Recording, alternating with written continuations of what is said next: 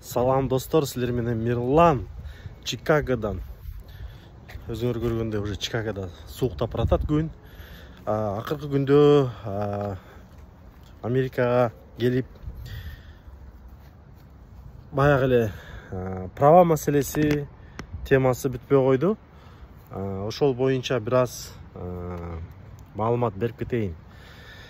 Достор, кимде ким права ала элек болсо, буга чейинки чыгарылыштар эми ылдый кетип калдыш керек. Дагы бир жолу кайталап кетейин. Иллиной штатында болгону $21 төлөп права алсаңар болот. Бан үчүн I-94 загранпаспорт, ошондой эле банковский стейтмент керек.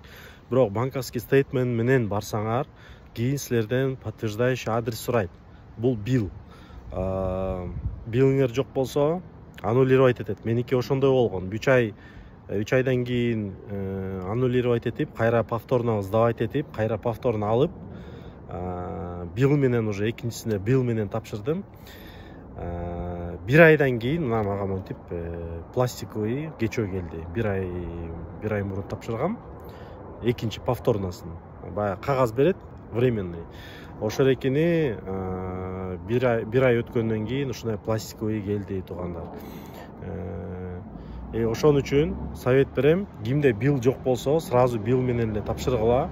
Эч кандай маселе ошондо жаралбайт. Кайсыл жерде тапшыра турган болсоңор, мага подпискадан базып, лайктан базып, жана бөлүшүп коебуз. Мага ошо личкама жазсаңыздар, мен полный подробный кайсыл жерден тапшырат, кандай документтер керек, кайсыл материалдар менен, кайсыл приложение аркылуу даярданыш керек, ошонун баарын силерге бекер эле айтып бергенге даярбыз. Ошол себептен бардыгыңарга көрүшкөнчө демекмин.